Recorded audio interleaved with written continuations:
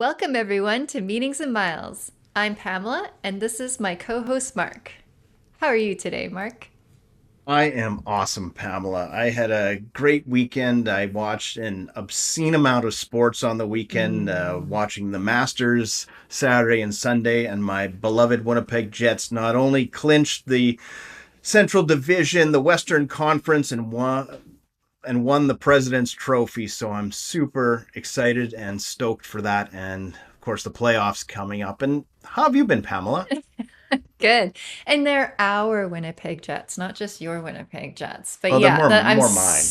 super psyched. I know the whole city. Are you taking in playoffs? I will be getting a game or two for sure. Yep. Nice. I think I'm getting the first game, which I'm super, super excited for. But on the topic of sports, and equally as important, I have been wrapping up my indoor frisbee team league. Nice. We're into our own playoffs right now. Already lost our first game, so that's going tremendously well. And just recently, I've officially joined a touring league for the summer. Get out of here. That's amazing. Where are you touring to? We'll be going to Ottawa and Victoria, and a lot of practices and games in between. So, yeah, something new for me. I'm looking forward to it. Oh, we 100% need an episode from Pamela on the road. That will be, tell us how your teammates how well they do with the travel. Yeah. Oh, that's a good point. Actually, like the WhatsApp is already heated up with people like, are we doing checked bags? Are we are we carry on? Some people are just saying just wearing their uniform on the plane and going. So I'm already taking it in. I'll have Are lots you to report back. you're just going to take charge of all this, aren't you? And just herd the cats. I'm new into the scene, so there's other people already in charge, and there's some very definite people that have a handle on it, but I think it's just all the additional chatter that I have my popcorn out for. It's very fun. That is, well, congratulations on joining the Oh, touring team. Hope you thank do you. well, and we want to hear how your current playoffs are going. So keep us posted on that. I'm Uh, expecting big things. oh yeah, try to stop me. But yeah, no, but anyways, Mark, we had a really fabulous guest here with us today. Can you share for everyone a little bit more about them? Yeah, so our guest today is Fadi Toma. I've known Fadi for 10 or 11 years now. We worked together for about 7 years. So we do go way back. I was responsible for sending him on a lot of his business trips. Fadi's an awesome guy. I like to think of him as the ultimate Canadian. His parents were both in the UN, and his background. He was born in Iraq. He's a Greek Orthodox Syrian who's been living in Canada since he was 11, has a really great history of travel, both personally and professionally. So, without further ado, let's get into our interview with Fadi. Well, I would like to welcome Fadi Toma to the podcast. Welcome, Fadi. Hey, Good to Mark. see Hi, you again. Pamela. Nice to see you. Nice to meet Yeah, you. nice to meet you. It is great to catch up with you again. Fatty is a very experienced business traveler, been all over the world. So maybe, Fatty, kick us off. Tell us a little bit about yourself, your background, how long you've been in the business travel world. Sure. Thanks, Mark. So, yeah, I mean, my name is Fadi. Here I am. I've worked with Mark actually for a good 7 years. So, I think I know Mark well. I've been in the business travel world for, I'm going on to my 12th year, which is really weird to think about. Complete accident. I went to university to do political studies. I wanted to work in the UN. My dad worked for the UN years ago, and I thought that's what I want to do.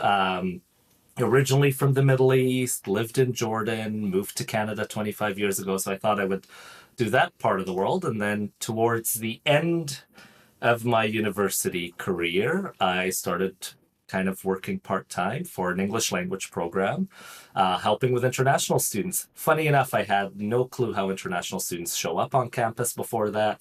I don't think I had real deep interactions, unfortunately. I hate saying this, with international students before, but started working for this program, moved through, really enjoyed helping students on the student services side. And then I think it was 12 years ago where my boss said, "Hey, you're from the Middle East and someone can't go to this country. Do you want to go there?" And yeah, why not? Can't be that hard flying for work. It was harder than I thought. And the next is history. I moved through international education. I still work in international education. So I work primarily in international student recruitment. So that's been how my career has taken off. Didn't go back to the UN, didn't go back to nonprofits. But I'm still working in international. I still feel like what I studied was valuable for what I'm doing now. And I still enjoy, someone asked the other day, do you still enjoy traveling for work? I still enjoy traveling for work. It's different today than it was when I first started, and I have just a different appreciation for it. And a different outlook on a work trip than it was 12 years ago, where I'd be like, yeah, packing my bags. I'm off to Nigeria. Yay. Wow, there's so much to unpack here. Take us back to that first trip, Fatty. Do you remember it? What were you feeling when you had to go on your first official work business trip? Yeah, I do. I do remember it, and I look back on that probably the most. That trip is the one that I remember the most. It's super excited, like, and thinking that it's such a privilege that my employer wants to send me overseas. Having done like travel for fun before, I had no clue what to expect on what to pack, right? So I overpacked. I had, I think, 2 suitcases and a carry-on for a 14-day trip. Completely useless, horrible getting around airports. I was in, I think I started in Dubai, went to Qatar, went to Oman, to Jordan. Like I did 4 countries in the Middle East. Terribly overpacked. Different airlines with different like baggage allowances. So I did pay, I think, a few baggage fees back then. But super excited. Like I packed things that you take to go to the beach. Never went to the beach. I packed like baseball caps. Never used them.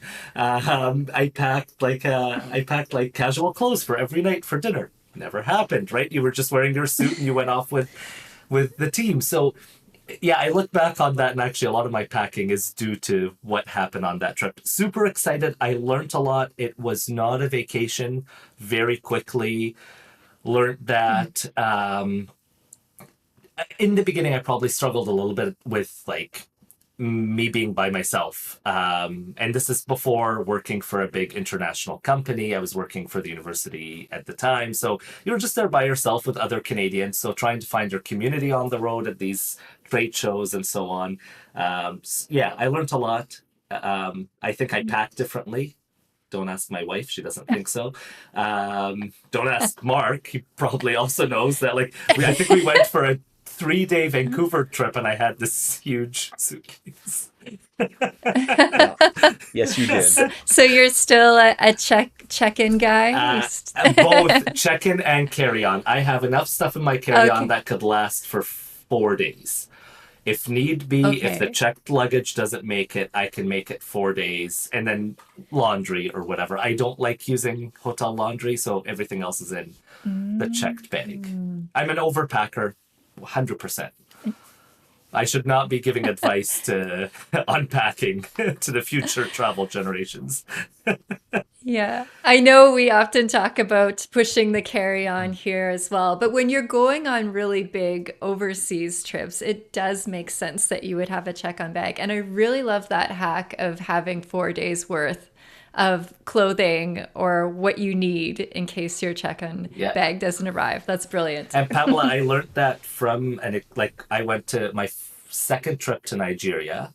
That's all thanks to Mark for sending me to Nigeria. My second trip, I didn't use that hack. I'd always used it. And then I thought, no, it's going well. Been to Nigeria once before. Everything made it. Landed in Lagos with KLM. My check bag didn't make it. And the KLM counter was like just a guy with a like piece of paper without any real things on it. There was no logo, so I like put in all my information, hotel. That bag never made it, and my carry-on didn't have the 4 days. So then I actually had to go to a mall in Lagos, which I loved. It was the first time I could actually go in, and I bought some things to like last on the trip. Everything I bought on that trip, I still use. I bought like t-shirt and shorts for working out, which I didn't do on that trip, but I thought like I need it. KLM's paying Yeah. for it, right? So I still use a lot of that stuff. That check bag never made it to the trip. Landed back in Winnipeg. A week later, I got a call from the airport saying, "Are you Fadi Toma?" I said, "Yeah." They're like, "There's a bag here. We're not sure how it made it back to Winnipeg, but we think it's yours." So I had to go in and like say, "Yeah, this Wow. is mine." Put in the code. So from that was I think 2017, 2016. I continue with the 4 day rule. That's awesome. Although I've never been to a mall in Lagos, so you've got me beat I there. do. So I was just going to say, it is interesting too that you bring up that you learn how business travel is quite different from leisure travel as well. And with the exception of emergency retail therapy, which we're not mad about if that So fun. happens, it is a good point now that I'm like, what is wrong when your carry-on doesn't arrive or your Yeah. check bag doesn't arrive? But Yeah. but yeah, as you say, like packing your bathing suit or packing additional casual wear, and then the realities of the back-to-back meetings and the nonstop flights and hotel time and everything. It's a different reality. Completely different. And I still pack.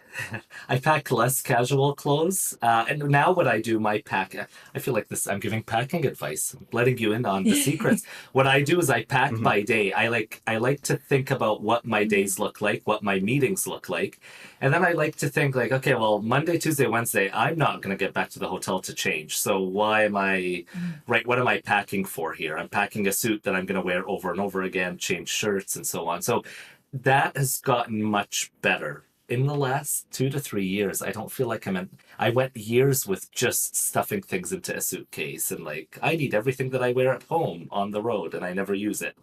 Um, but yeah, I think thinking about what your trip looks like, and actually now for me, it's harder to pack for vacation. My wife and I just went on vacation. It's a much harder packing job than going on a trip. I know what I need on a trip. I need suits. I need, business cards. And on our last vacation, I threw my business cards in the carry-on. I thought, like, I don't think I need these for a 1 week Tokyo trip. But it's much harder to pack for fun than it is for work travel. That's awesome. And a question we always enjoy asking our guests. So, how many countries have you been to? Do you have an I idea? must admit to your listeners that I don't really know the number. I do kind of. I know like it's in between 30 and 40. I did a quick Nice. math check here. Just I keep I don't actually fully keep track of every country I've been to. If someone asks me about a country, I'll know if I've been there or around. Um, I used to keep track. I don't, but I think it's about 35-ish countries. I don't check off many new places. I tend to travel to the same places for work. That's just the nature of the job. But the last trip I did check off a new country. I went to Azerbaijan. Had never been before. Super cool. Oh, I've never been there. How was It that? was awesome. It was just an awesome, awesome place. Ended up staying at the hotel right by the F1 track. Not that there was an F1 race, but super cool. Yeah, it was a super cool city, but I usually don't get to experience new places that often. I usually go back to the same countries that I've been to, but see different cities. Um, What are some of your go-tos? What are some of the regular places you're hitting up? I've been hitting up India a lot in the last few years. China was always my go-to. I think I've been to around 13 to 15 cities in China. See, when you start asking me about countries, then I'll know how many places I've been. Yeah. Um, Yeah, India and China have been definitely my go-tos. Dubai has ended up being a go-to because it's a great stop. So I would say in the last 5 years, it's really been Middle East, India, China have been my big ones. Um, yeah, I used to, Mark, you know this. I used to go to Nigeria all the time, 2 to 3 times a year, Hmm. sometimes Ghana. Um, but really, what I've been going to the most, India and the Middle East. That's awesome. And in all your travels, do you have a favorite airport? Ooh, Love that yes, question. I do. Okay, I'm gonna go domestic airport first. This is gonna sound really funny. I like Okay. the Vancouver airport. Why? Ah. My father-in-law asked this question because we were going through Vancouver the other day. I said, "This is one of my favorite airports," and he's like, "Really, Vancouver? Like it's fine." I worked my last job. I was going back and forth to Vancouver a lot, and it just became familiar. And I think it works really well. I think it's a great airport. Anybody can dispute that, but I think it's a great airport. Oh, Landing I'll and dispute yeah, that. I know you would. Oh, I don't mind Mountains Vancouver. and I don't water. mind it. I'm with your father-in-law. It's fine, but it's nothing special to me. Domestic, it's lovely. It's a lovely airport. International, I know the Frankfurt airport inside and out. Not that I like it. I know Frankfurt. My favorite airport internationally is still probably Singapore. That is still my favorite Ooh. airport. That's a good I've one. seen the waterfall. I've like done all the Instagrammable bits that people tell you to do. The food, that's one airport where I've gone outside of the lounge to eat because I think there's really Mm. cool food stalls inside the airport. That's still a favorite of mine. I was gonna say that's what brings me to Vancouver is like outside of the lounge, it's got some good food Yes. options. And I haven't been to Singapore yet, but what's making me think, Fatty, is when you were thinking about being in the United Nations and now you're international education, did you think you were going to be this global person that you did not know off the top of your head how many countries you've been to? No, and I still don't think I'm a global person. It's actually really it's weird.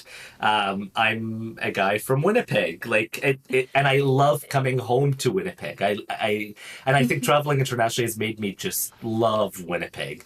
But Mm. no, I don't think of myself as a global person, but I guess I am. And I didn't think that was what was happening. I think with work travel, you end up going into it, and at least for me, it's part of the job. That's what you do. Some Mm. people go to the office, some people work long, really long days or weeks on a project. In my job, I work long days and weeks overseas. And in the company that I'm in right now, we have offices all over the world. So I can quickly adapt to being in a different country. I'm sitting in that office. I just spent a week in London in January in the office. Every day you go into the office. I don't think of it of like, oh, I'm in London. Look at me. Like I'm in our London office. It's just like Yeah. I'm in the office. I got to work. I have my meetings and get home. Yeah, It yeah. I was going to say it is wild how your perspective does change between, those dreams of going to different parts of the world. And then when you show up as a business traveler, Yeah. it shifts. It's still cool, but it's Yeah. different. Yeah. And I know It's just kind of what you do. yeah, it's what you do. And like I know Mark and you have had a debate recently about do you take vacation time off after a trip, whether or Mm. not. And I think Where do you land I on that? might have commented on that. I am fully for taking some time off after a trip. Um, and I will say that I worked You don't have enough to I do? worked with Mark and he was my boss at one point in my career, and I have taken vacation after my work, so he was a bit lenient, Pamela. So just hold him to that. It's Okay. not that you don't have Good enough to to know. do. You can't if you know you're going to take time off after, you plan your work trip accordingly. I feel like it's harder. It's not something I would choose anymore. I did a few of Hmm. those early on. I wouldn't really choose it because I can't unwind after a work trip if I'm on vacation. Mm. I'm still in work Mm. mode.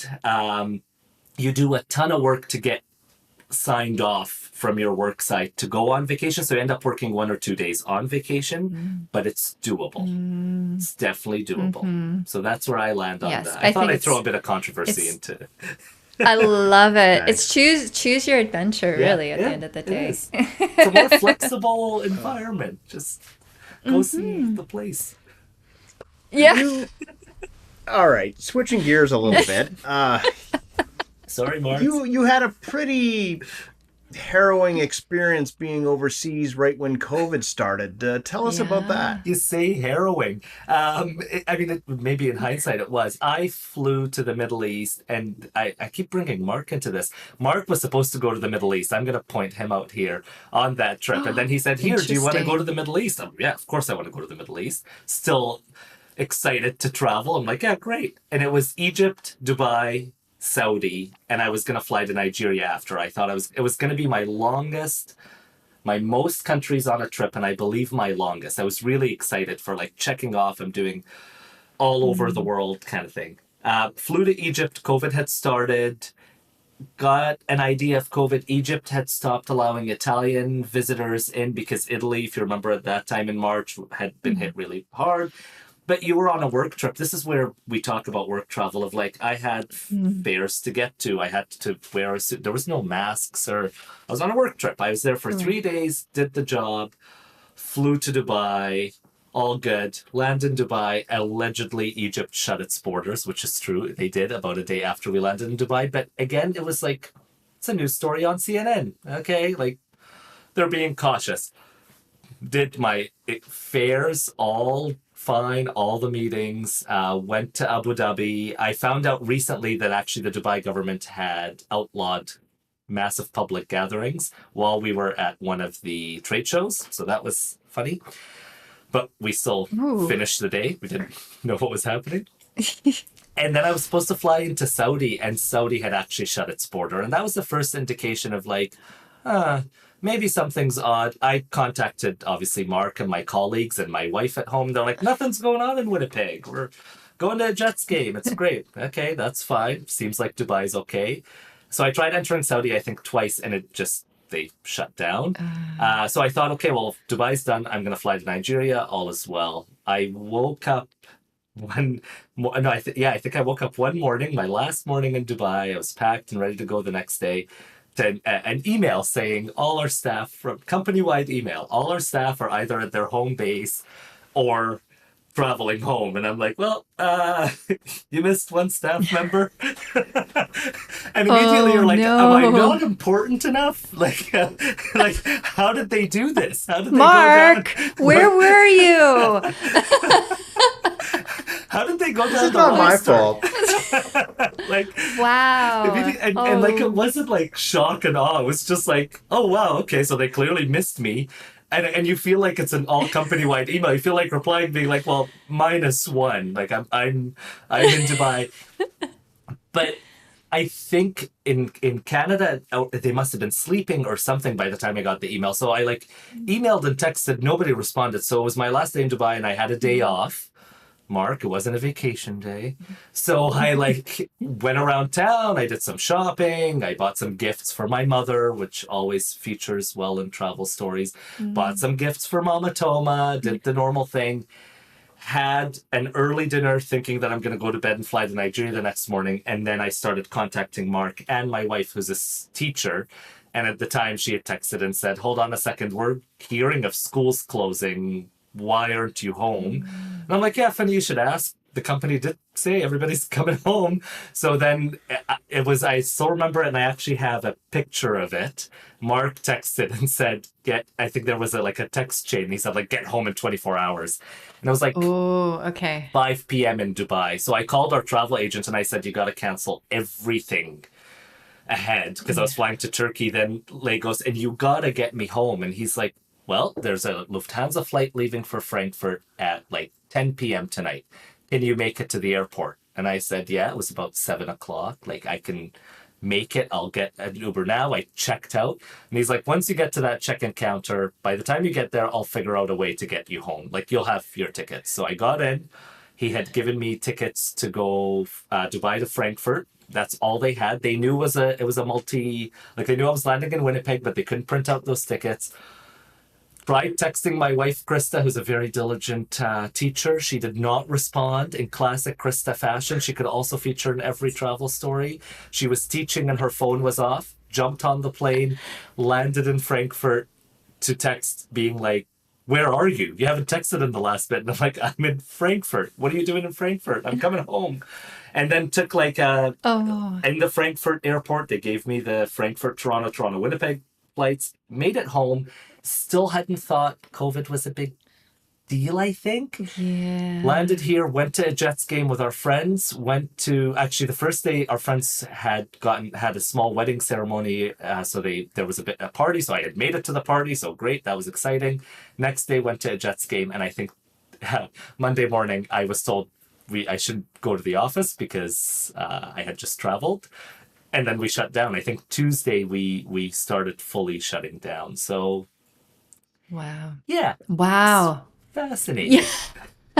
How did you feel during all this, having to change all your plans on the fly and Ah. not knowing what's going on? What was going on in your head there? Classic Fatty would just freak out.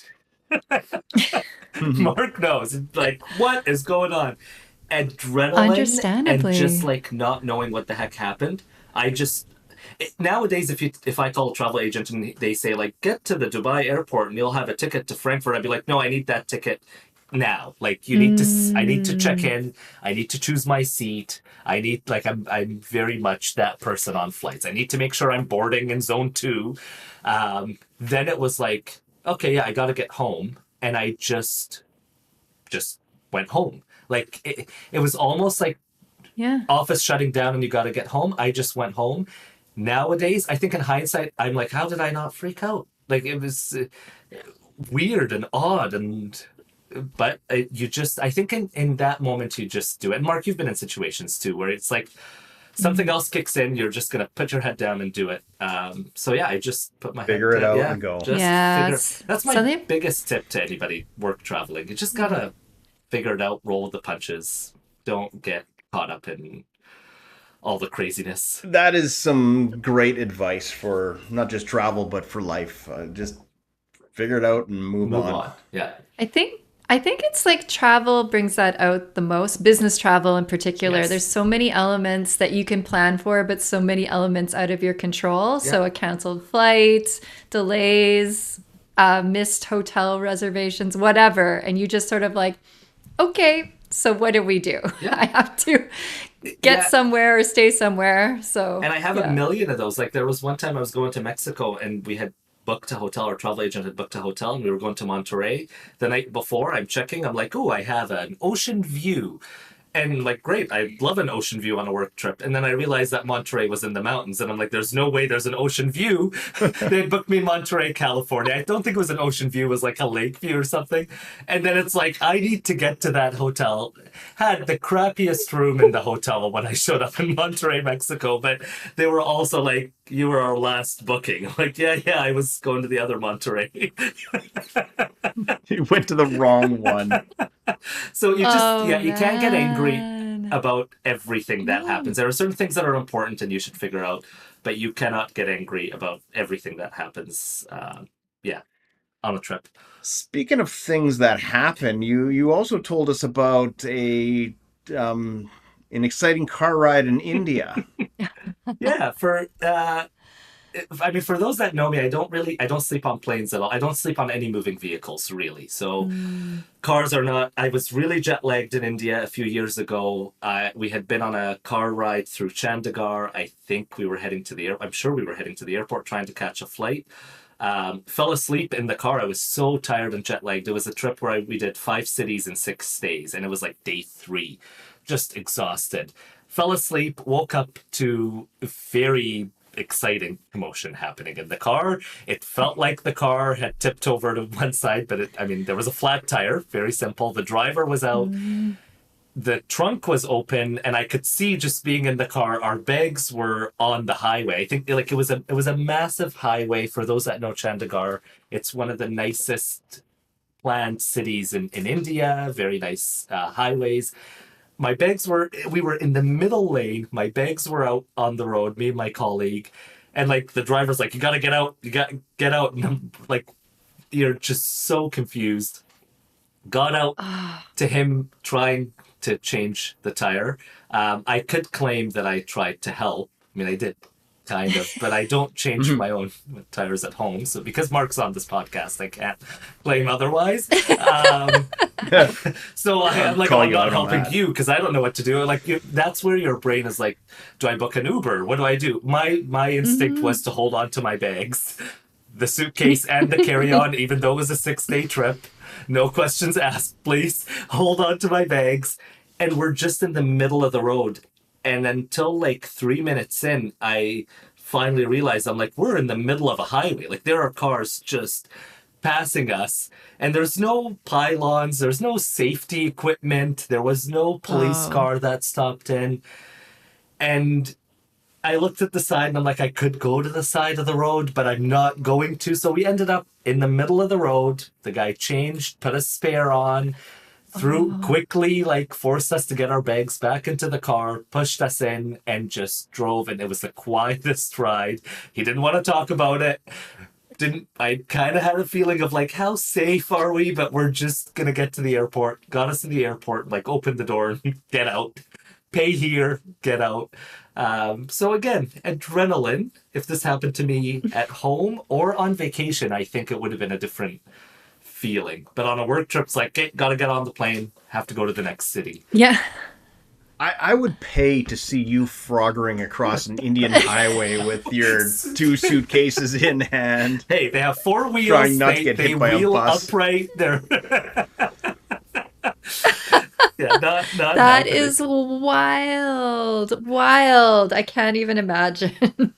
Yeah, and it's only like after the fact. I mean, when you asked me about travel stories before, I should say this, I wrote down about 10 travel stories and I had to call a friend and say like, what's the wildest thing I told you? And I listed off some wild stories and he's like, well, the Dubai story's pretty wild. Like, when will that happen again, where you have to get home in 24 hours? And then when talking to you, I'm saying these stories and you're like, oh, well, that car story's wild. So, and sometimes I just completely forget about what happened on a trip, right? You come home and you're like, I don't know, it was just a wild trip altogether. They do all blur one into another for sure. Yeah. But those are some of my wilder days. That's actually one of my regrets from all my travel is not keeping a better journal of things that happen. I know. I mean, I just took a work trip that wasn't wild in any sense, but I did 4 countries in one trip, and we flew from Azerbaijan to India to Vietnam to Hong Kong. And that felt wild when I came home. Like nowhere else and on no vacation would you do that route. But it just felt wild. But when you sign up for it, again, you're signing up for a work trip. You're like, yeah, great, sure, sounds good. Yeah, whatever. Was that a complete round the world trip? That was. Like, did you start going over the Atlantic, back over the Pacific? My life that I've done complete around the world. I've done a fly over the Pacific, come home over the Atlantic, and now I've done it the other way. I've done it a few times. The weirdest one I ever did was Nigeria and Vietnam in the same trip, because I had to go to a conference in Vietnam after a trip to Nigeria. Yeah. And that again, you think like, Pamela, to your question earlier, did you think you'd be this world traveler? No, even when you're on the flight, I think my wife picks up on this stuff of like, you're flying over the world. And I'm like, well, no, I'm not. I'm flying over like this ocean and that ocean. She's like, yes, but it's round. I'm like, oh yeah, I guess. Yeah, makes sense. Full circle. Yeah. No, that's incredible. Fadi, it's been great speaking with you today. Always amazing to catch up. Love all your incredible travel stories, and sorry I'm to blame for some of them. Any final words before we let you go? Sure. Well, first of all, thank you for having me on. This was great. Pleasure. And awesome podcast. Much needed, I think, for us that travel. Any final words if you're a business traveler, especially if you're new? As I said on the podcast, roll with the punches. That's what I learned early on. Don't try to fit into this like, this is what other business travelers do. Each person is going to be different. I overpack. I'm scared of turbulence.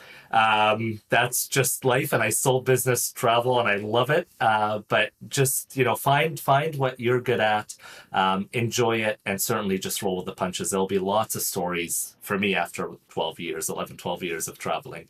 And that's what's really important. So yeah, enjoy it. It's great to travel for work. All right, that is superb. Thank you for again for being a guest on our show. Thank you. Thank you so much. And so nice to meet you Thank you. officially. Yeah, it's really nice to meet you. Thank you both. Mark, I really like your friend Fatty. He is amazing. And He's the like best, slash isn't he? oh, he's such a treat. I just loved his stories and I love that he didn't know which one to choose. He has so many. And which is even interesting perspective as it is because business travel can just blur together and it was just very apparent when he came up with I guess these stories will work. Oh yeah, and the overpacking that is a real thing. I used to always give him a hard time about how much stuff. We never traveled together all that often, but when we did, it was an adventure just getting him and all his stuff to where we needed to go. But to each their own, and it works for him, Yeah. so that's Yeah, okay. and that was sort of his parting advice too. Like even as you and I are carry on if you can, he's like, hey, it's different for everyone and it works. And I mean, in his case, when his luggage didn't show up, he had some retail therapy on behalf of KLM. So there can be an upside. And he and I are alike in that we both definitely get to the airport way too early. I can feel that as well too. And I did appreciate his little shout out to being open to bleisure, adding a little bit of time afterwards. And I mean, he did have the caveat, like it's not necessarily something he does nowadays, but I just still maintain it's a choose your adventure situation. You had to throw that in, didn't you, Pamela? You knew I Thanks. had to. You You just knew it. had to dig it in. Okay. Okay, I'm playing. Tell tell the good folks where they can find us. Oh, yes. You can find us on LinkedIn for Meetings and Miles, or you can check out our personal accounts, Pamela Wilton and Mark Peters, Mark D. Peters 17. And don't forget to like and subscribe to this podcast and please give us a 5-star review. Until next time, have a great couple of weeks everyone. Yeah, safe travels. Bye.